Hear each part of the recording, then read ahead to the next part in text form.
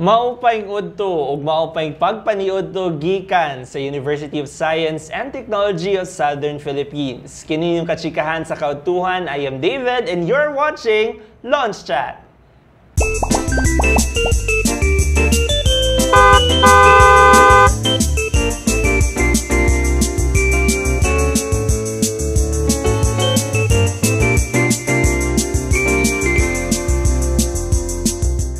Maupang udto to all of our trailblazers across the USTP system from Alubihid, Balubal, Cagayan de Oro, Claveria, Hasaan, Oroqueta, Panaon, o Villanueva.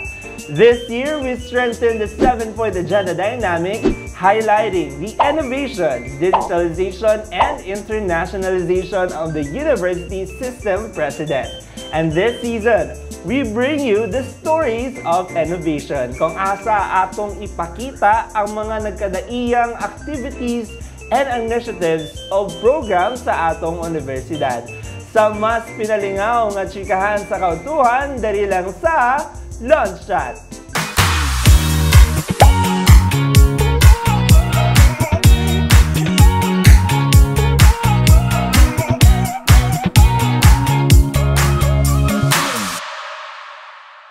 Alright, please help me welcome Ma'am Vanessa. Thank you so much for gracing us this kautuhan. Thank you so much. Ayan. Good afternoon. Thank you for having us. Alright, so ato sang kamustahon no itong mga ka-trailblazers, ma'am, nga nananaw sa ato karon.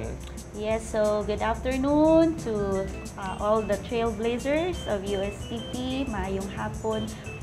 Thank you so much for having TPCO in this session. Alright, so we're very lucky no, to have Ma'am Vanessa in our show.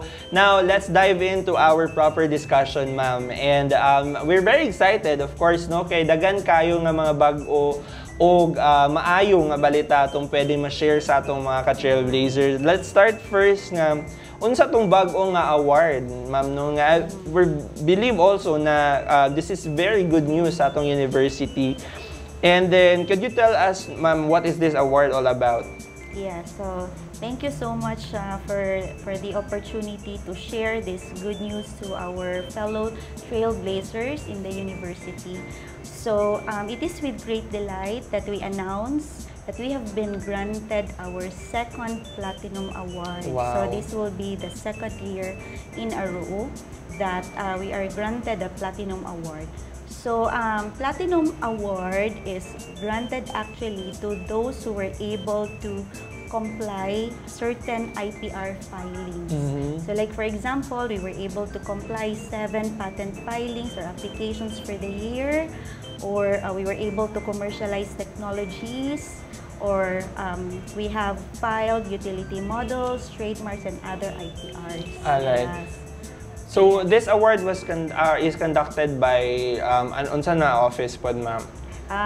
This is conducted and spearheaded by the Intellectual Property Office of the Philippines, or IPOPHIL. IPOPHIL, right. So, could you tell us more about, or say, key details na to, ma'am, regarding sa ato ang Platinum Award, ma'am? What are the processes, unsay guidelines, requirements to, you know, apply and join this prestigious award po?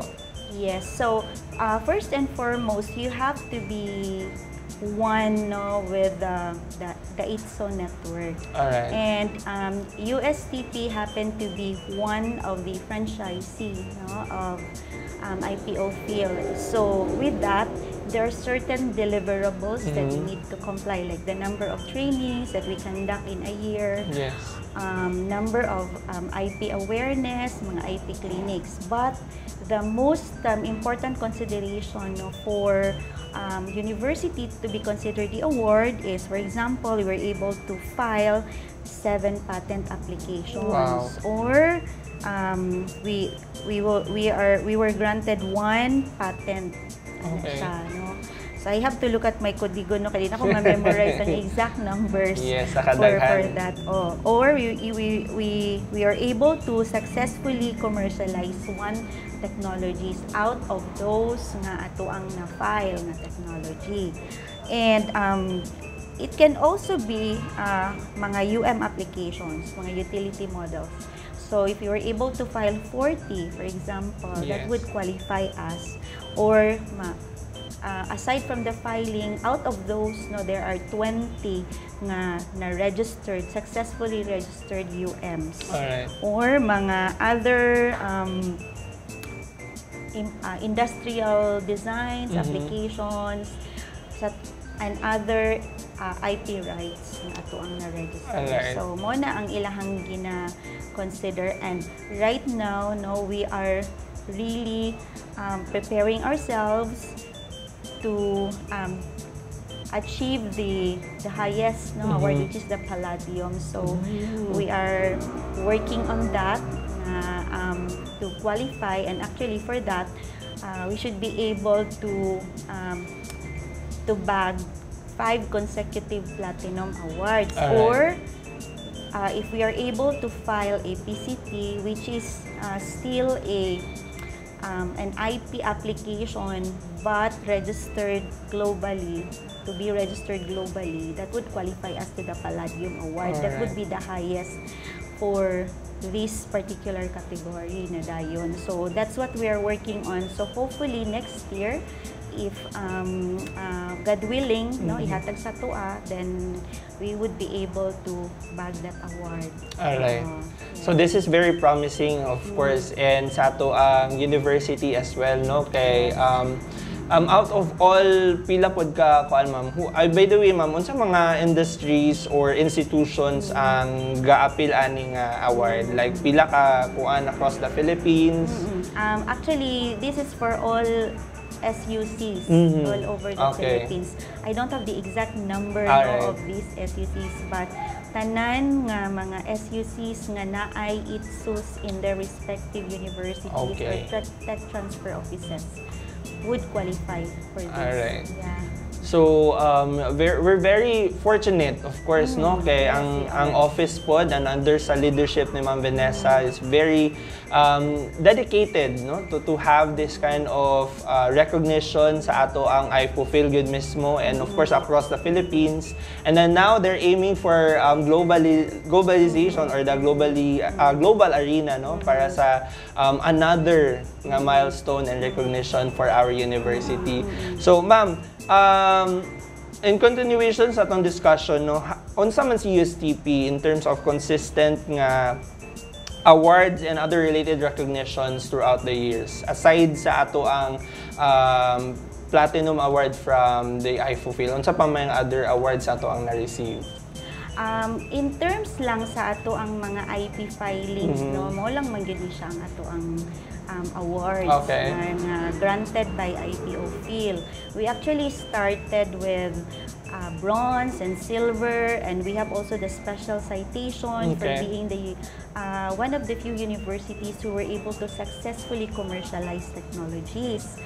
And then we decided kay competitive man ta, no, ngano ang uban na aman sila platinum. Correct. So we decided to really make a go for that. So that is why we aim for the highest then, pero ilan na pong gi-level up. Yes. Na pud sila Palladium. Alright. And so that is what we are aiming for. Okay. So gusto pud nato na. Yes, no? So, definitely. And we are working very hard, no, for that. And I would have to give, no, due credit to our team ITSO. No, this is one of the units under TPCO that is really tasked, no, to attend to these things, no, mga IP related na to na mga initiatives.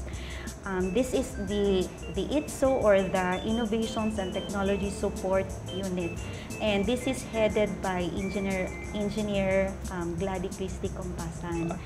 So she heads these units, and they really take charge, no, of all IP filings, registration, and the overall IP management. So I would have to give due credit, no, to this team.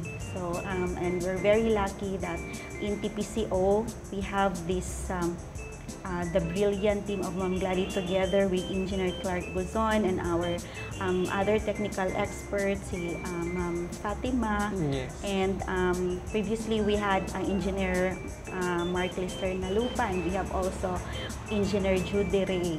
So these are the brains behind, no, these awards, and so we have to give due credit to them. Alright. So, this could really cement us, no, especially the USTP, to a brighter future, especially sa atong innovation nga side, no? Kay ang ato pong agenda, apil po sa atong agenda, the internationalization, digitalization, and innovation. And then we could really see, no, that the effort of this university in terms of innovation and then making it registered sa atong, of course, sa atong authority, no, specifically sa atong IPOPHil.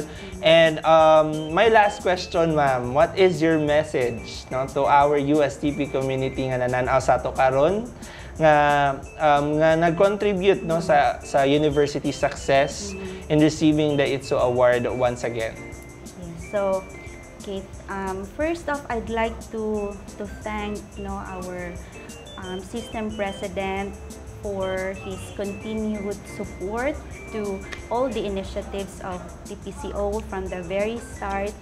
He has been really very supportive in whatever means, and we really thank the president for that, and also for all our other leaders in the university, and also for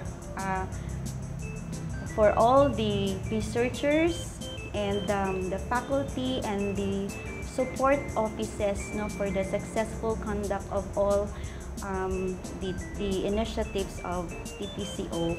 So I hope that you will continue to walk with us in cultivating a culture, no, of innovativism in the university, and I hope that you will not grow tired, no, of being with us in really promoting innovation, hoping to really make a dent, no, in the innovation ecosystem in the region's office. So thank you very much for the opportunity to be here, and good afternoon.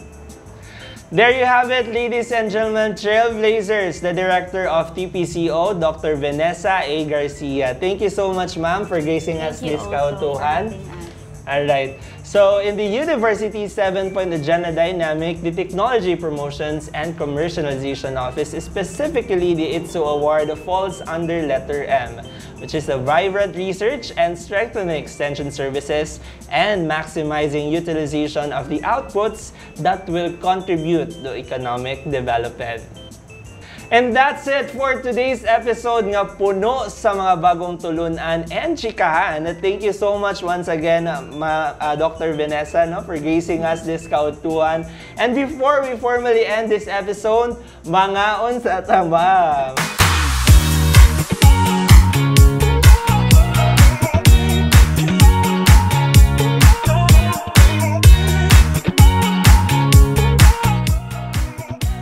Mangaon ta! And this is your Kachikahan sa Kautuhan. I am David Oran, and we'll see you on our next episode diri lang sa Launch Chat!